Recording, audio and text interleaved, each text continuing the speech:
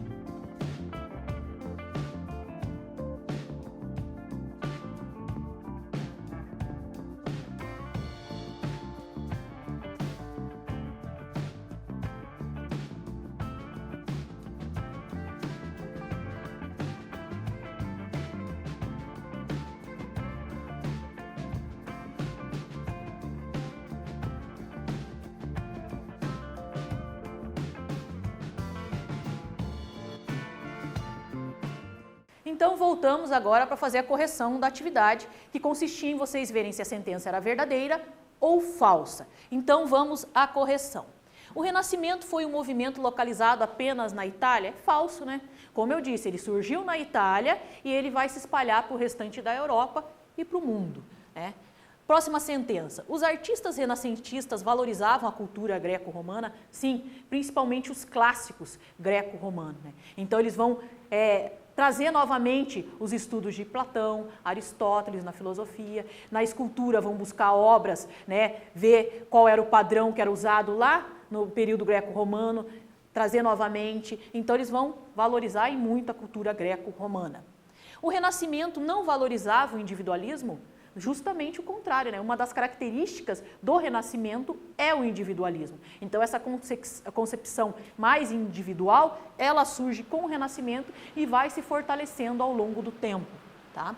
Próxima sentença. Petrarca é considerado pela historiografia o pai do humanismo? Verdadeiro. Sim, ele é o pai do humanismo, porque ele vai pegar e vai fazer, né, novas releituras dos textos bíblicos. Então ele vai fazer glosas críticas em cima do texto, né, sempre tomando cuidado para não ir de frente e nem bater de frente com os dogmas da Igreja Católica, né? Então questões relativas à Trindade Divina, concepção virgem, não se entra nesses méritos, né? Então ele fica, claro, com uma visão crítica mais superficial, mas ele fez essa visão crítica sim, tá? Daí, próxima sentença, não houve pré-renascimento na Itália? Houve, né? A gente acabou de ver nessa aula mesmo, Petrarca e Giotto são considerados artistas, né, pré-renascentistas e pré-humanistas, né? Próxima sentença, o Renascimento e o Humanismo, movimento intelectual iniciado na Itália e que se espalhou por toda a Europa? Verdadeiro. Foi isso mesmo, se inicia na Itália e da Itália se espalha por toda a Europa o movimento renascentista. Próxima atividade, né? Atividade 2, sobre o Renascimento e o Humanismo. É correto afirmar. Então a gente tem 4 sentenças, vocês vão verificar qual é a correta e a gente já volta na sequência com a correção.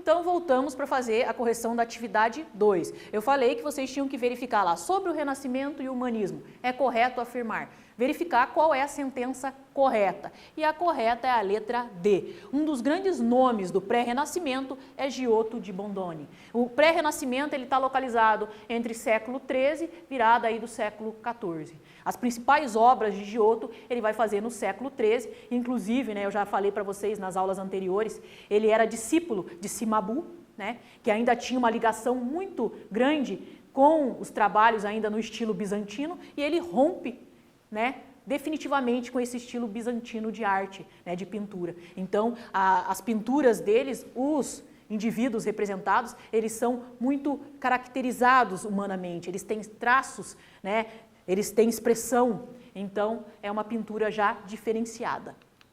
Aqui, arte e técnica no Renascimento. Então vamos entender um pouquinho melhor, né, qual era a técnica utilizada pelos artistas renascentistas no período compreendido ou chamado como Renascimento.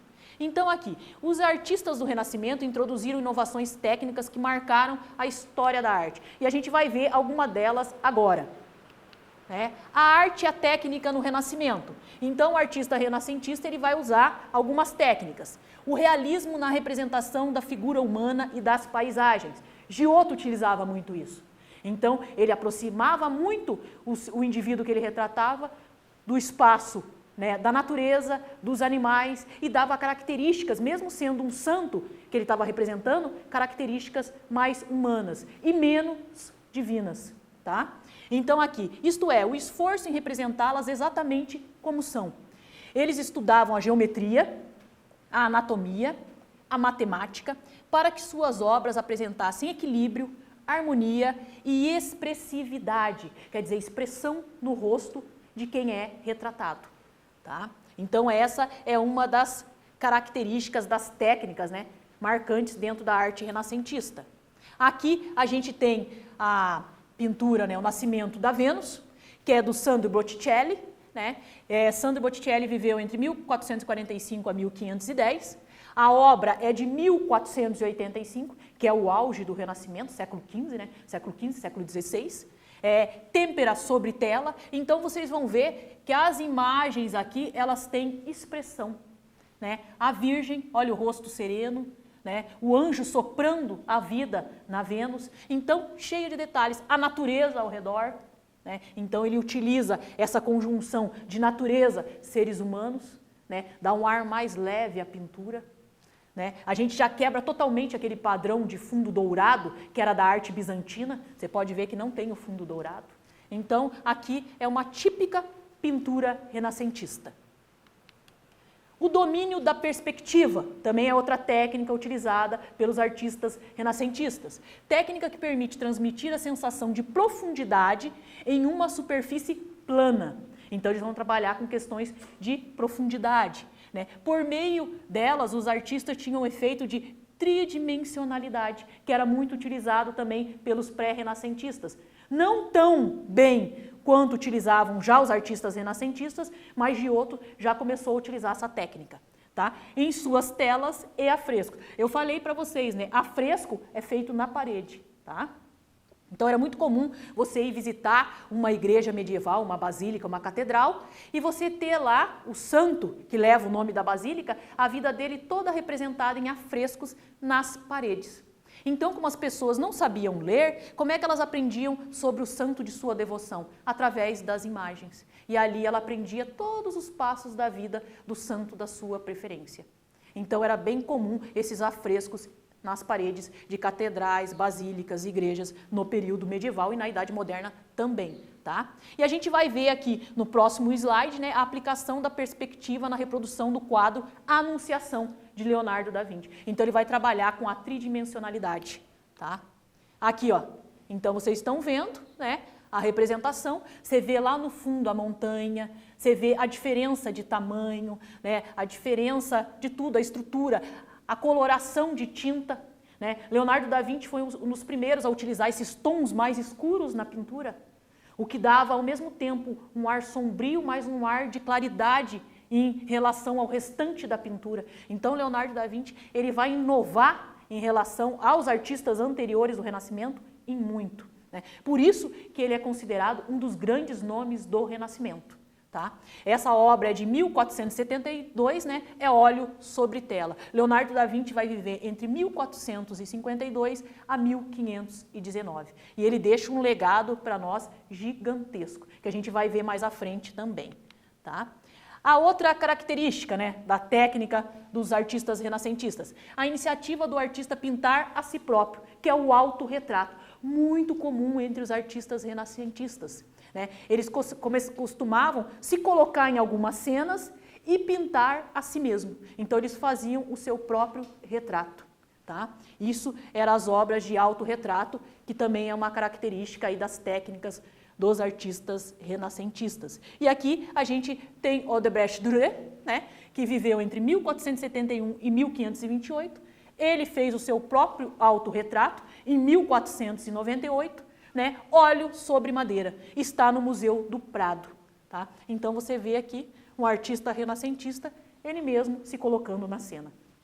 E é claro, né, que ele vai manter o padrão renascentista, né? Tridimensionalidade, um rosto com expressão, né? A fisionomia tentando passar uma informação para o observador, que somos nós. Né? Quem é o observador da cena? A gente. Então a gente está observando, então a gente vai pegar os mínimos detalhes da cena e tentar entender um pouco qual era o momento do artista.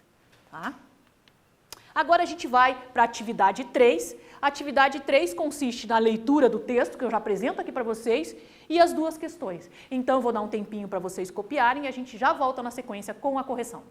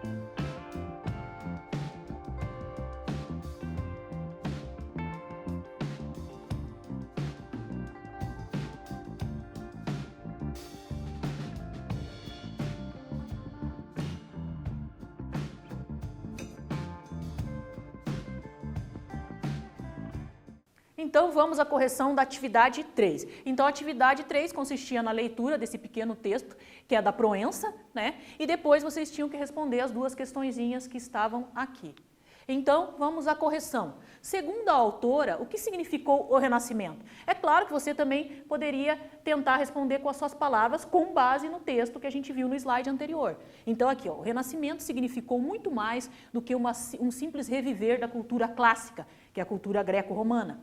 Nesse período ocorreram no campo das artes plásticas, da literatura e das ciências inúmeras realizações. Então, o homem que estava lá no final do período medieval, entrada da Idade Moderna, ele vai produzir muito intelectualmente, principalmente a partir do momento do surgimento das primeiras universidades, que datam do século XII. Daí a gente tem uma revolução na Europa. Então as universidades elas auxiliaram muito o crescimento desses artistas renascentistas que a gente está estudando hoje aqui. Tá? B. Para Proença, o humanismo representou o que no movimento renascentista, né? Então, o que significou o humanismo dentro do Renascimento? Então, o ideal do humanismo foi, sem dúvida, um dos motivos de tais realizações e tornou-se o próprio espírito do Renascimento. Por quê? Porque a gente vai ter em Petrarca a primeira tentativa de fazer uma reflexão crítica em cima de textos antigos. E essa reflexão crítica cria o quê? A pessoa se torna mais crítica, mais reflexiva, ela vai utilizar mais a sua lógica, a sua razão, quer dizer, vai abrir a mente do homem. Então, com certeza, né, o humanismo ele traz essa percepção e também traz essa ideia de humano, de aproximação com a natureza, com os animais. Então, a gente tem isso. Então, um movimento dependeu do outro movimento. Então, o humanismo ele antecede o Renascimento e depois os dois andam juntos. Atividade 4. Então, a atividade 4, né, é em cima das inovações técnicas renascentistas, a gente vai buscar o quê? A incorreta. Então, vocês vão ver qual a sentença que está incorreta e, na sequência, vocês vão justificar. O que significa justificar? Arrumar essa alternativa que está errada. E a gente já volta com a correção.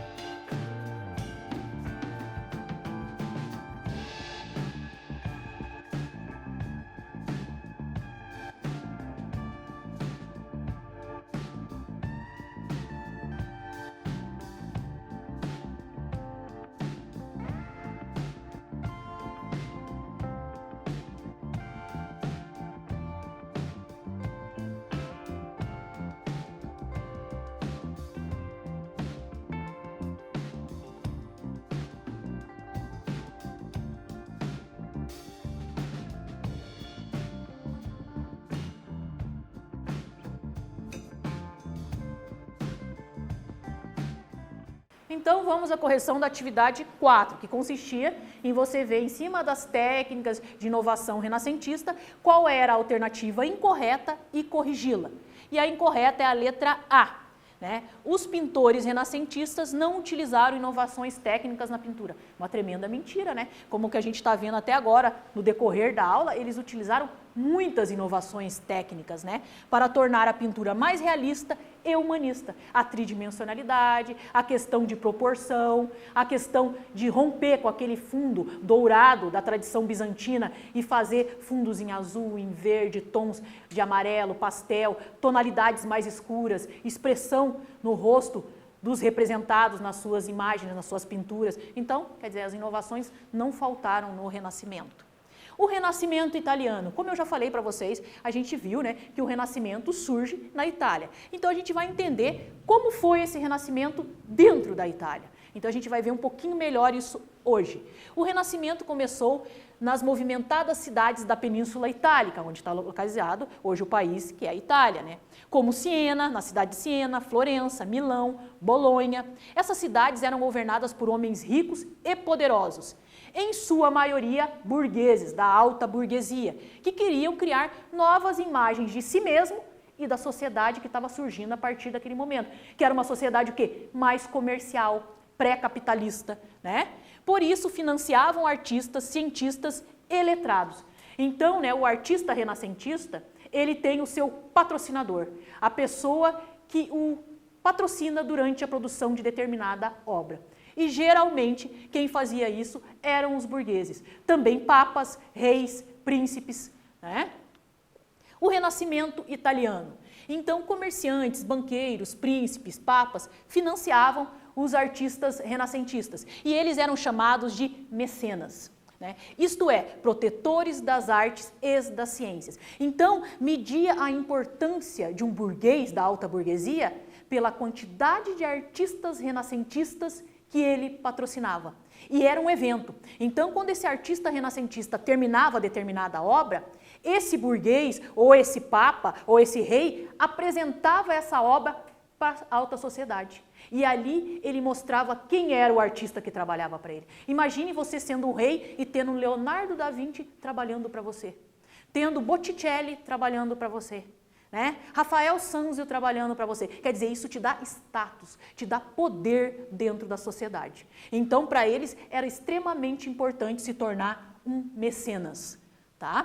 Os mecenas tornaram conhecidos e influentes os artistas renascentistas. Então, o mecenas, ele precisa do artista renascentista para ele se tornar poderoso dentro da sociedade, da cidade que ele vive, mas o artista renascentista também precisa do mecenas para ter um ganho, um retorno para se manter durante a produção da sua obra. E tinham obras que levavam anos para ficar pronta. Então, nesse período todo, ele tinha que ser patrocinado por um mecenas.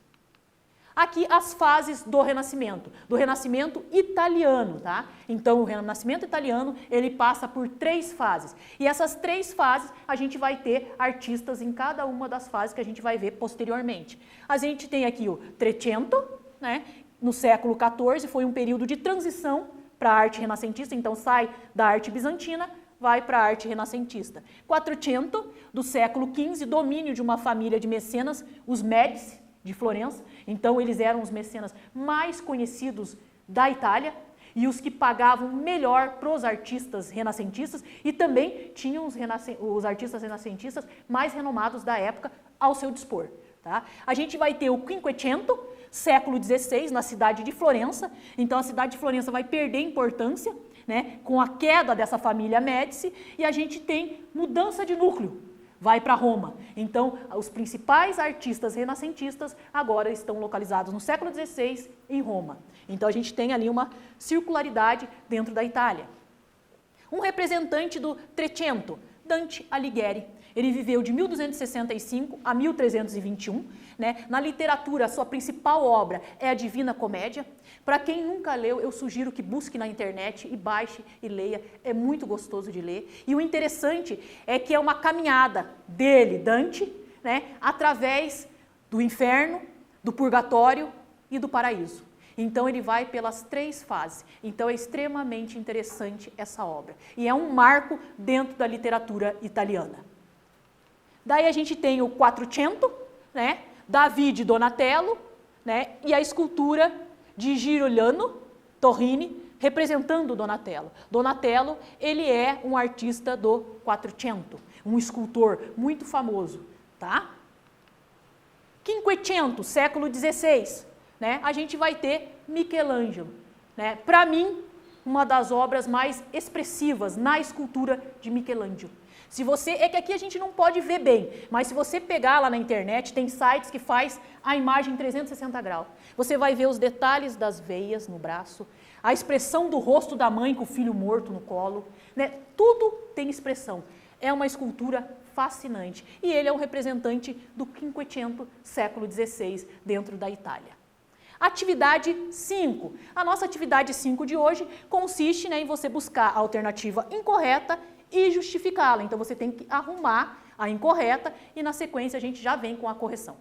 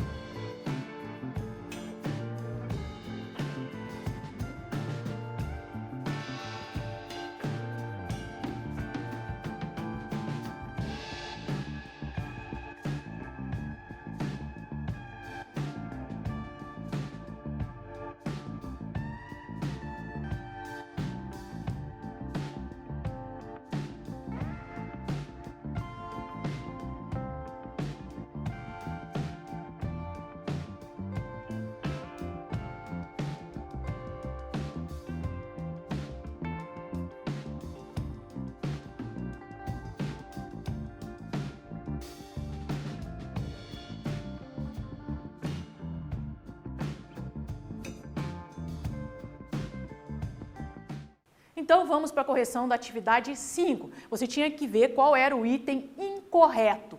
E a incorreta é a letra D. Uma visão do tempo segundo o qual o tempo pertence a Deus. Por isso é pecado emprestar dinheiro a juros. Justamente a concepção renascentista ela é contrária, né? Uma visão de tempo segundo o qual o tempo pertence ao homem. E este deve usá-lo em benefício próprio. Então, não tem nada a ver com a resposta que está ali. É incorreta mesmo. Tá? Atividade 6. Sobre os itens que está aqui, humanismo e renascimento, é correto afirmar? E a gente já volta na sequência.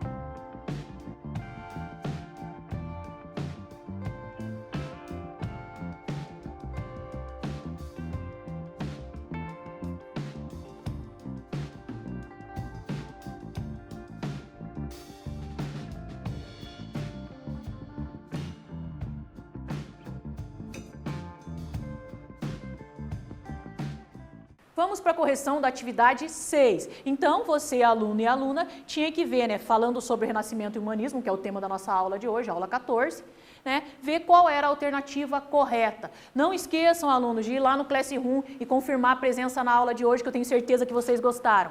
A correta é a letra A. os mecenas se tornaram extremamente conhecidos e influentes na sociedade renascentista. E quem são os mecenas? Os patrocinadores dos artistas renascentistas.